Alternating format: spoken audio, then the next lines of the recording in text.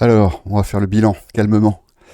On en était sur le euro, euro-dollar australien.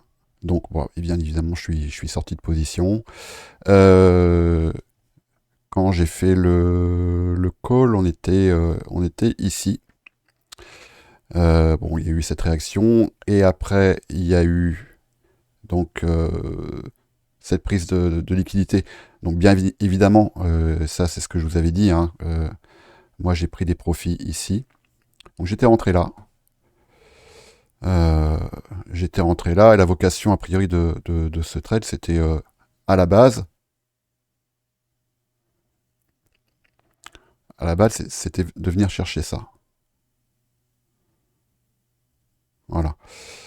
Donc, bah, évidemment, là, enfin, évidemment, rien n'est jamais évident, mais là, ça a été couronné de succès. Et en fait, tout ce que j'ai laissé ici, c'était du reliquat. C'est-à-dire que moi j'ai pour habitude, en règle générale, quand tiens, on va revenir là-dessus après.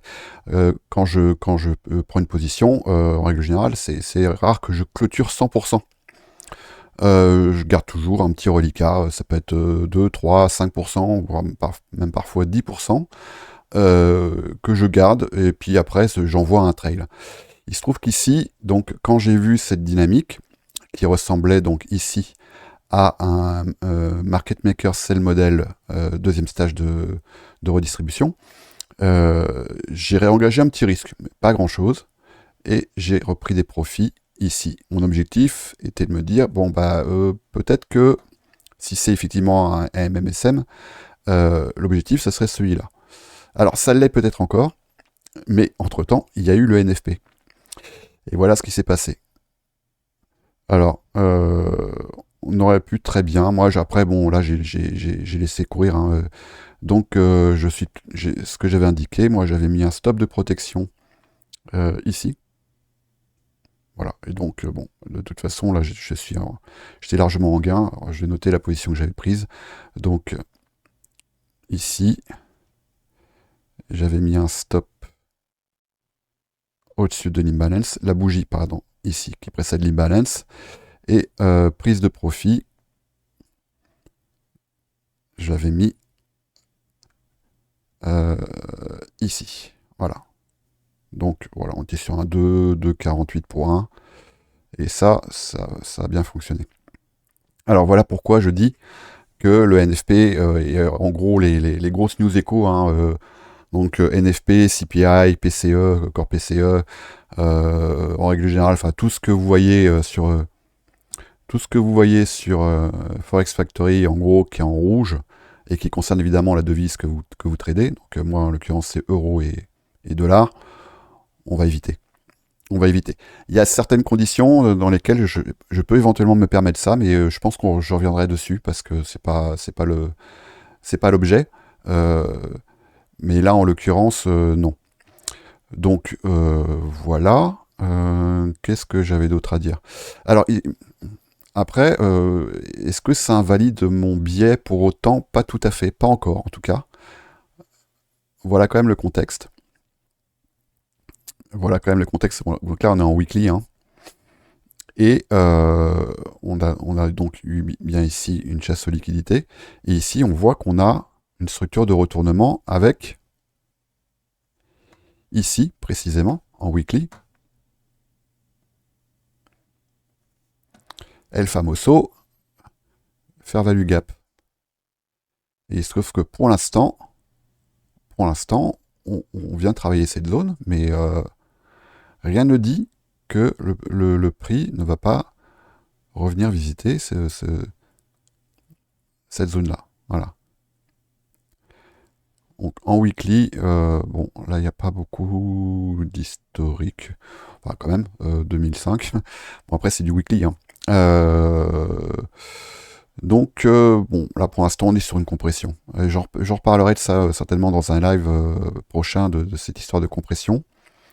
Et ici on est sur un relative equal low. Donc bon, à voir, à voir. Je suis pas sûr que là, la vocation du move là, auquel on a assisté, ça soit de revenir prendre ces highs. Après, je peux me tromper, mais j'ai pas cette intuition-là. J'ai pas cette intuition-là. Ici, relative, pareil, relative equal low. Là, c'est même probablement des equal low parfait. 1,58 505, 1,58 490. Non, pas tout à fait. Mais on est quand même dans le domaine du relative equal low. Il y a probablement beaucoup d'intérêt qui réside dans cette zone et dans cette zone. À voir. Enfin, moi, je demande à voir. Voilà ce qui s'est passé. Alors si, ce que je voulais vous montrer, une des raisons pour lesquelles je décommande n'importe quoi, je déconseille. Alors, on va se mettre en replay et je vais mettre. Alors, la news, elle a lieu à 8h30. Je vais mettre 2 minutes avant, 3 minutes avant. Alors, ce que je ne sais pas, c'est est-ce qu'il va afficher les spreads. Alors, s'il affiche pas les spreads, ça va pas m'arranger. En règle générale, je ne peux même pas dire tout le temps, les order books, en fait, ils se vident. À l'arrivée En règle générale, on a ici, vous voyez, là, une consolidation. Donc, on a voilà, comment dire, des liquidités, en fait, qui s'amoncellent de part et d'autre. Et après, alors, est-ce que... non, bon, on voit pas les spreads. Dommage. Voilà, bon, voilà ce qui s'est passé. Alors, il se trouve qu'à ce moment-là, on pourrait très bien dire, tiens, moi je vais me placer ici, par exemple. Je dis n'importe quoi, hein, mais en disant, tiens, la news, elle va amener le prix ici. Je vais me placer là pour essayer de choper un short, par exemple, et je vais mettre mon stop ici. Et en fait, à l'occasion de ces événements de liquidité, les order books se vident, ce qui fait qu'on va se retrouver avec, on peut se retrouver avec des spreads qui passent de ça. Là, en gros, c'est ce qu'on a à peu près hein, c'est peut-être un peu plus, on a 25 ticks. Un peu moins, voilà, en gros, c'est ça. Qui peuvent passer de ça à tout d'un coup ça. Juste le temps de cet événement de liquidité. Et juste après, hop, ça revient ici. Ce qui fait que vous pouvez très bien être ici tag. Super, génial, mon ordre a été pris et tout. Et en fait, immédiatement, vous êtes stoppé parce que les spreads font que. Donc, il faut vraiment faire gaffe. Et ça, c'est complètement incontrôlable. Bon, après, on peut faire le pari, hein, évidemment, mais c'est absolument incontrôlable. Et en fait, les spreads font que, à partir du moment où vous allez être, votre prix va être, vous allez être tag ici, votre short va être pris, automatiquement, votre prix à vous, il va se retrouver là. Et ça va faire boum, boum. Et en l'espace d'une demi-seconde, vous serez sorti. Donc bon, franchement, ça en vaut pas la peine. Ça en vaut pas la peine. Et puis maintenant, vous avez des connaissances en price action qui font que vous n'avez pas besoin de faire ce genre de pari pour être gagnant sur les marchés. Voilà. Alors après l'épilogue, l'épilogue je le connais pas encore. Toujours est-il que on arrive ici dans une zone où alors peut-être pas à cette heure-ci, mais peut-être en début de semaine prochaine. Voilà ce qui se passe. Donc là, on voit bien qu'on a une faiblesse de momentum et on a eu ici un changement de caractère. Alors c'est en une minute, hein. Et là, on a un deuxième drive. Donc, en admettant qu'on ait un troisième drive, je pourrais éventuellement, et là, ça serait quand même un pari assez asymétrique, regarder s'il n'y a pas quelque chose à faire. Bon, pour l'instant, on n'en est pas là.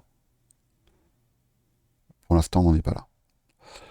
Donc, ici, ça pourrait très bien être le prochain objectif. Pourquoi pas ici? Mais j'en ai pas la conviction, en fait. Voilà. Moi, ce que j'attends, c'est de voir en weekly ce que cette zone-là va donner. D'accord? On arrive en plus en fin de semaine, donc on va avoir la clôture weekly. Et la clôture weekly, on a un petit manège qui se passe très souvent. Alors sur le Forex, c'est un peu moins évident, mais c'est quelque chose qu'on va quand même observer. Alors c'est un dérivé du Power of Three, hein, voilà. Donc après, si je me mets en 5 minutes, donc on a, voilà, tout ça, c'est la bougie weekly, c'est la bougie de cette semaine. Ici, on va avoir la mèche en bas, le corps de bougie ici, et ici, pour l'instant, notre corps de bougie, il s'arrête, pour l'instant, il s'arrête là, d'accord? Assez souvent, la clôture, elle va se situer dans cette zone. C'est ce qu'on appelle le TGIF. Ça, c'est un setup de ICT. Thanks God, it's Friday. Merci Dieu, Dieu merci, c'est vendredi. C'est le titre d'un film d'ailleurs, je crois. Voilà. Donc, je crois pas trop à une résolution. Ça serait un peu trop évident d'ici ce soir dans cette zone. Ce que j'ai pu observer aussi, voilà, c'est moi ce que j'avais observé comme confluence sur ce trade, c'est dollar australien, dollar néo-zélandais. Et j'avais noté ici, alors c'est un gap en... C'était en quoi? En 1 heure. Alors bon, on est venu travailler. Il y a quand même un gros displacement. Euh, et en fait, bon, moi j'ai construit une petite position ici parce que, vu la dynamique, je pense qu'on va revenir dans cette zone. Après, ce que j'aime pas trop, sur le Forex notamment, j'aime pas trop tenir, quoi. J'aime pas trop holder. Déjà, ça génère des frais, ce qu'on appelle les overnight fees. Et puis, bon, c'était un pari que j'avais pris. Après, mais mon invalidation, elle se situe un peu plus haut. Et toujours pareil, le contexte, il est quand même celui-ci. Voilà, on est sur une compression, mais on est quand même ici sur là des plus hauts qui font des lower high, pardon. Et voilà. Bon après, on est ici à peu près sur l'équilibrium là de ce range. On est pile poil sur l'équilibrium. Voilà. Après, bah, c'est un pari toujours pareil, asymétrique. Moi, vu la dynamique ici et vu la bougie weekly, mon hypothèse est qu'on va plutôt aller tag le bas de cette bougie weekly ici. Après, si c'est pas validé, c'est pas validé. Et dernière chose, donc j'ai vite réglé le problème de euro AUD, euro dollar australien. Par contre, voilà, youpi. Alors ça, moi j'ai attendu, je suis arrivé sur les ruines fumantes du NFP, j'ai vu ce gros displacement ici, et ici, un changement de caractère. Alors c'est du 1 minute, et je suis rentré directement sur les balances, et après j'ai laissé courir jusqu'au high. Pourquoi? Bon, après c'est pas... on va afficher ça en... Voilà, très bien, en 5 minutes. Voilà ce qui s'est passé ici. On a eu une consolidation pré-NFP, alors ça c'est très fréquent. Et à l'annonce du NFP, le prix il a fait ça. Ça c'est mon chien qui aboie. Mais regardez ce qui s'est passé ici. Là, le high de cette bougie, et il est de 4941.8 et ici 4941.6. Ça, c'est presque du cadeau en fait. De voir ça, donc un relative equal high ici, à 2 ticks près. Donc c'est du equal high en fait, hein, on va pas s'emmerder, vous voyez. Et de voir ici au contact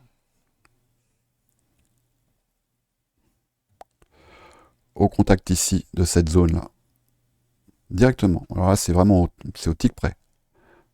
Là ce break de structure, on voit très bien ici en 1 minute, avec une zone d'imbalance là. C'était cadeau franchement. Donc là, beau trade ici. Et voilà. On reparlera de tout ça de toute façon. On reparlera de tout ça très vite. Qu'est-ce que je voulais dire? Malheureusement, le live avec Slashcoin de lundi ne va pas pouvoir se faire pour des raisons juridiques en fait. Je vous en parlerai. Je vais l'annoncer, hein. Il se fera plus tard. Il va se faire début mars. Je vous donnerai la date exacte. Donc le live, on le fera ensemble. Et puis j'essaierai quand même de traiter les questions que vous avez posées, qui lui étaient destinées. Et puis il y en aura d'autres. Voilà, je crois que c'est tout.